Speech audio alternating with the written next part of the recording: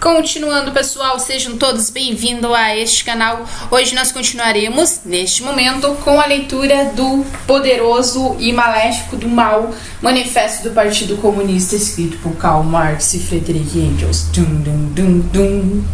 Sejam bem-vindos, espero que vocês gostem das leituras. Não darei a minha opinião, então logo tirem as suas conclusões após os áudios deste livro sobre o que está acontecendo com a nossa sociedade e qual a opinião do que está contido neste livro. Beleza?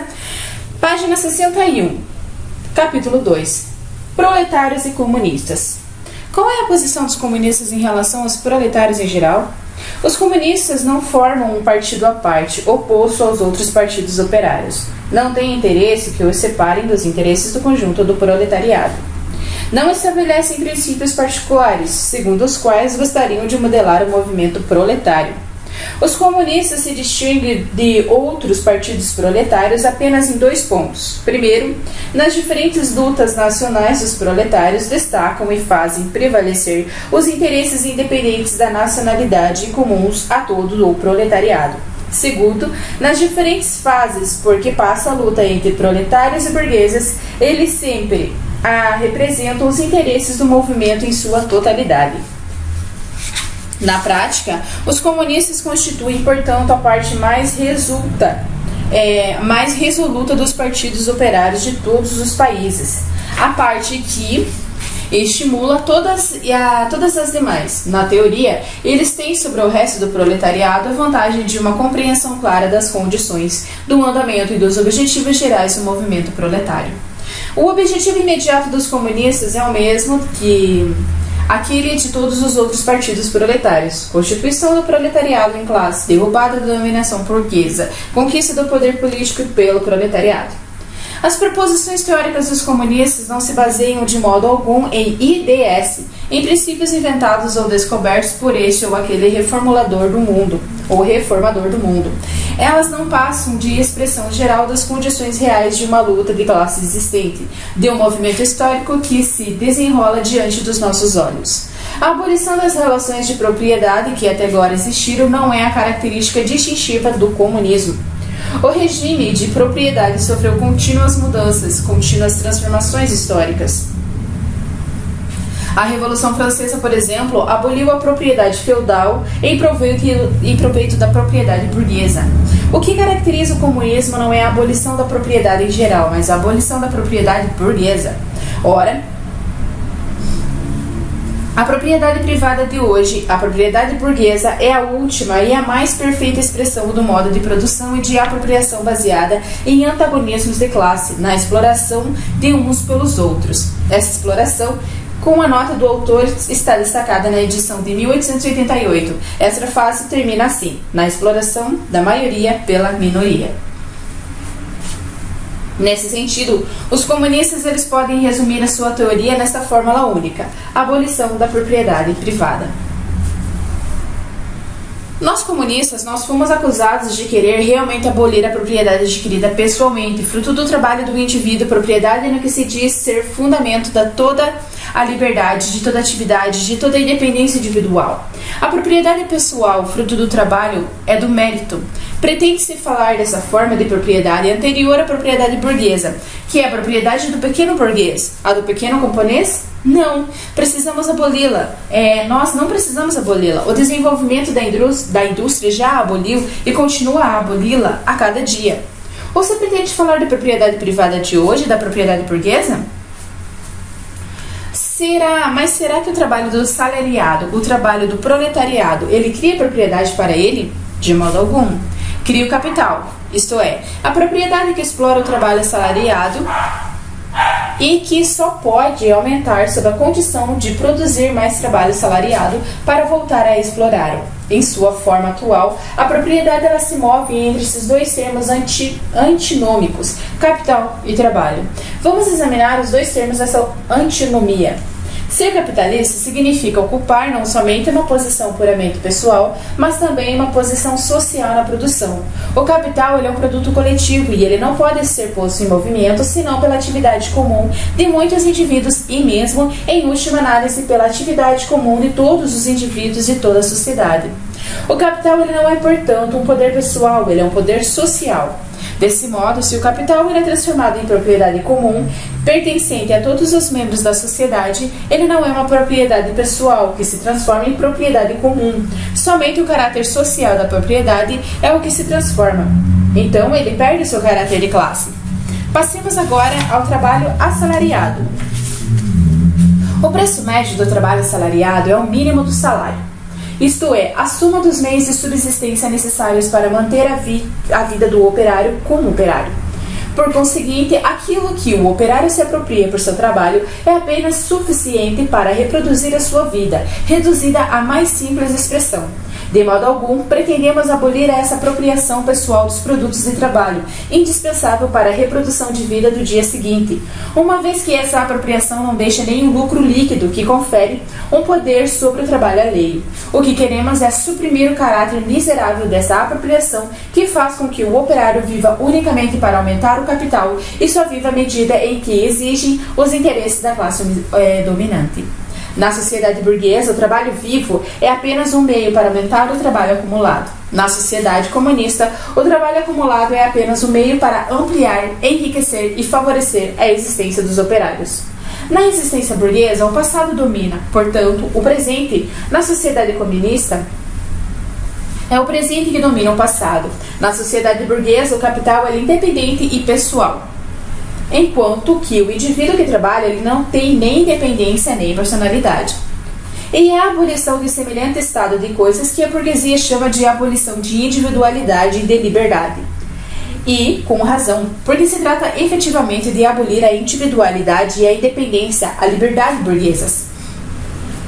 Por liberdade, nas condições atuais das produções burguesas, entende-se a liberdade de comércio, a liberdade de comprar e vender. Mas se as transações desaparecerem, as livres transações também desaparecem. De resto, todas as belas palavras sobre a liberdade do comércio, assim como todas as bravatas liberais de nossa burguesia, só têm sido perante a transação vinculada e perante o burguês oprimido na Idade Média, e não tem sentido algum quando se trata de abolição, por parte do comunismo, das transações, do regime burguês e de produção e da própria burguesia. Vocês ficam horrorizados porque queremos abolir a propriedade privada, mas, em sua sociedade, a propriedade privada já está abolida para 9/10 dos seus membros. Ele existe para vocês precisamente porque não existe para esses 9/10. Vocês nos recriminam, portanto, por que queremos abolir uma forma de propriedade cuja condição necessária é que a imensa maioria da sociedade não possua qualquer propriedade? Nenhuma palavra, vocês nos recriminam porque queremos abolir a sua propriedade. Na verdade, é exatamente isso que queremos. Desde o momento em que o trabalho ele não pode mais ser transformado em capital, em dinheiro, em renda da terra, em resumo, em poder social capaz de ser monopolizado, isto é, desde o momento em que a propriedade individual não pode mais se transformar em propriedade burguesa, vocês afirmam que o indivíduo está abolido.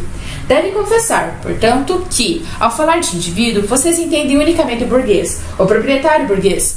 E esse indivíduo ele deve, sem dúvida alguma, ser suprimido. O comunismo ele não tira de ninguém o poder de se apropriar dos produtos sociais, tira somente o poder de subjugar o trabalho alheio por meio dessa apropriação. Objeta-se ainda que, com a abolição da propriedade privada, toda atividade cessaria que uma preguiça geral se difundiria pelo mundo. Se assim fosse, a sociedade burguesa teria há muito tempo sucumbido à indolência, pois nessa sociedade aqueles que trabalham não ganham e aqueles que ganham não trabalham. Toda objeção se reduz a essa tautologia. Não haverá mais trabalho assalariado a partir do momento em que não houver mais capital. Todas as acusações feitas contra o nosso comunista de produção e de apropriação dos produtos materiais, eles foram feitas igualmente contra a produção e a apropriação das obras intelectuais. Assim como para o burguês, o desaparecimento da propriedade de classe equivale ao desaparecimento de toda a produção. Assim, também o desaparecimento da cultura de classe significa para ele o desaparecimento da cultura geral. A cultura, cuja perda burguesa lamenta, para a imensa maioria não passa de um adestramento para atuar como máquina. Mas é inútil discutir conosco se for para aplicar a abolição da propriedade burguesa o padrão das noções burguesas, de que vocês têm de liberdade, de cultura, de dinheiro, de direito e etc. As suas próprias ideias, elas são produto do regime burguês de produção e de propriedade, assim como seu direito não passa da vontade de sua classe erigida em lei, vontade cujo conteúdo é determinado pelas condições materiais de existência de sua classe. A concepção interesseira que nos leva a erigir em leis eternas da natureza e da razão as suas relações de produção e de propriedade, relações transitórias que o curso da produção faz desaparecer. Essa concepção vocês a compartilham com todas as classes dominantes já desaparecidas, o que admitem para a propriedade antiga, o que admitem para a propriedade feudal. Vocês não podem mais admiti-lo para a propriedade burguesa. A abolição da família, até os mais radicais, eles ficam indignados com esse infame propósito dos comunistas. Sobre que base repousa a família estadual e a família burguesa? Sobre o capital? Sobre o lucro individual? Em sua plenitude, a família ela só existe para a burguesia, mas ela tem como corolário a supressão forçada de toda a família e a prostituição pública. A família burguesa se desfaz com a eliminação do seu corolário e ambos desaparecem com o desaparecimento do capital. Vocês nos recriminam porque queremos abolir a exploração das crianças por seus próprios pais? Esse crime nós confessamos. Mas vocês dizem que nós despedaçamos os laços mais íntimos ao substituir a educação da família pela educação ministrada pela sociedade. A sua educação ela não está também determinada pela sociedade? Não é determinada pelas condições sociais que vocês educam seus filhos, pela ingerência direta ou não da sociedade por meio da escola e etc.? Os comunistas eles não inventam a influência da sociedade sobre a educação, mudam somente o seu caráter e arrancam a educação da influência da classe dominante. Os discursos burgueses sobre a família e a educação, sobre os laços efetivos que unem os filhos aos seus pais, tornam-se tanto mais repugnantes quanto mais a grande indústria destrói todos os laços familiares dos proletários e transforma os seus filhos em simples artigos de comércio, em simples instrumentos de trabalho. Mas a burguesia inteira se volta contra nós e grita em coro: vocês, comunistas, querem introduzir a comunidade das mulheres? Para o burguês, a sua mulher não passa de um mero instrumento de produção. Ouvi dizer que os instrumentos de produção eles devem ser explorados em comum e conclui naturalmente que o mesmo uso comum deverá atingir também as mulheres. Não suspeita que se trata precisamente de arrancar a mulher da sua função atual de simples instrumentos de produção.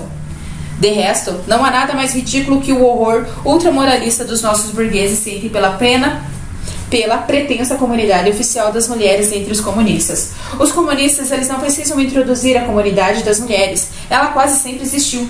Nossos burgueses, não contentes em ter à sua disposição as mulheres e as filhas dos seus proletários, para não falar de prostituição oficial, ela tem o maior prazer em seduzir as esposas um dos outros.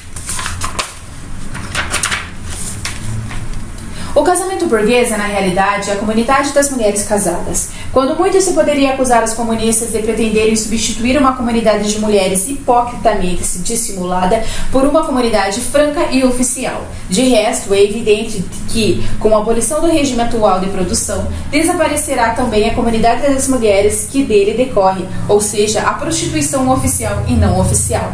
Além disso, os comunistas eles foram acusados de querer abolir a pátria, a nacionalidade. Os operários eles não têm pátria, eles não podem tirar deles o que eles não têm. Como o proletariado de cada país deve, em primeiro lugar, conquistar o poder político, erigir-se em classe nacional, tornar-se ele próprio nação, com isso ele ainda é nacional, embora de forma alguma no sentido burguês do termo. Os limites nacionais e antagonismos entre os povos desaparecem cada vez mais com o desenvolvimento da burguesia, com a liberdade do comércio, com o mercado mundial e com a uniformidade da produção industrial e com as condições de existência que deles decorrem. A dominação do proletariado ficará ou fará com que desapareçam mais ainda. A ação comum, pelo menos nos países civilizados, é uma das primeiras condições de sua emancipação. À medida que se procede à abolição do homem pelo homem, procede-se igualmente à abolição da exploração por uma nação por outra. No dia em que desaparecer o antagonismo das classes no interior da nação, desaparece igualmente a hostilidade das nações entre si. Quanto às acusações feitas geralmente contra o comunismo, do ponto de vista religioso, filosófico e ideológico, não merecem um exame mais aprofundado. Será necessária uma grande perspicácia para compreender que as ideias, os conceitos e as noções dos homens, numa palavra, sua consciência, se modificam com toda a modificação sobrevida em suas condições de vida, em suas relações sociais e sua existência social. O que demonstra a história das ideias, se não a produção intelectual que se transforma com a produção material? As ideias dominantes numa época, elas sempre foram apenas as ideias da classe dominante. Fala-se de ideias que revolucionam a sociedade inteira. Com isso, se enuncia somente o fato de que, no seio da velha sociedade, se formaram os elementos de uma sociedade nova e que a dissolução das velhas ideias ela caminha junto com a dissolução das velhas condições de existência. Quando o mundo antigo ele estava em declínio, as velhas religiões elas foram vencidas pela religião cristã. E quando no século XVIII, as ideias cristãs elas cederam diante das ideias de progresso, a sociedade feudal combatia sua última batalha contra a burguesia, então revolucionária. E as ideias de liberdade de consciência, de liberdade de religião, elas proclamam apenas o domínio da livre concorrência no poder do campo do saber. Sem dúvida, se poderá dizer, as ideias religiosas, morais, filosóficas, políticas, jurídicas, etc., elas se modificaram no curso do desenvolvimento histórico. A religião, a moral, a filosofia, a política, o direito sempre se mantinham mesmo com essas transformações. Além disso, há verdades externas como liberdade, justiça e etc., que são comuns a todas as camadas sociais. Ora, o comunismo ele abole as verdades eternas, abole a religião e a moral, em vez de renovar a sua forma. Logo, contradiz todo o desenvolvimento histórico anterior. A que se reduz essa acusação, então? A história de toda a sociedade, até os nossos dias, ela foi feita de antagonismo de classes que, segundo as épocas, elas assumiam formas diferentes.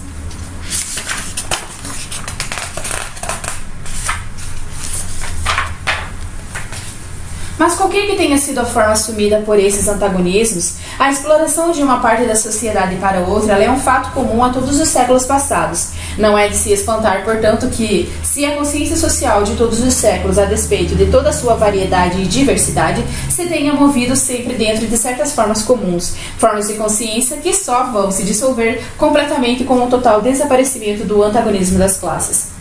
A Revolução Comunista é a ruptura mais radical com o regime tradicional de propriedade. Ela não é, então, de se surpreender no curso de desenvolvimento, do seu desenvolvimento, e ela rompa da maneira mais radical com as ideias tradicionais. Deixemos de lado, contudo, as objeções feitas pela burguesia ao comunismo. Já antes vimos que a primeira etapa na Revolução Operária é a constituição do proletariado em classes dominantes, a conquista da democracia. O proletariado ele usará sua supremacia política para arrancar pouco a pouco todo o capital à burguesia, a fim de centralizar todos os instrumentos de produção nas mãos do Estado, isto é, do proletariado organizado em classe dominante, e a fim de aumentar as mais rapidamente possível a massa das forças produtivas. Isso, naturalmente, só poderá ser feito no início por meio de uma violação despótica do direito de propriedade e do regime burguês de produção, isto é, por meio de medidas que economicamente parecem insuficientes e insustentáveis, mas que no curso do movimento ultrapassam em si as mesmas e elas são indispensáveis como meio de revolucionar todo o modo de produção. As medidas, evidentemente, elas serão bem diferentes cada um dos seus diversos países. Entretanto, para os países mais adiantados, as medidas seguintes elas poderão geralmente ser aplicadas. 1. Expropriação da propriedade fundiária e emprego do rendimento das terras nas despesas do Estado. 2. Imposto pesado progressivo. 3. Abolição do direito de herança. 4. Confisco dos bens de todos os emigrados e rebeldes. 5. Centralização do crédito nas mãos do Estado por meio de um banco nacional com um capital de Estado e monopólio exclusivo. 6. Centralização de todos os meios de transporte nas mãos do Estado. 7. Multiplicação das fábricas nacionais e dos instrumentos de produção, cultivo de terras incultas e melhoramento das terras cultivadas de acordo com o plano comum. 8. Trabalho obrigatório para todos, organização de exércitos industriais, particularmente para a agricultura. 9. Combinação do trabalho agrícola para o trabalho industrial, medidas tendentes a eliminar gradualmente o antagonismo entre cidade e campo.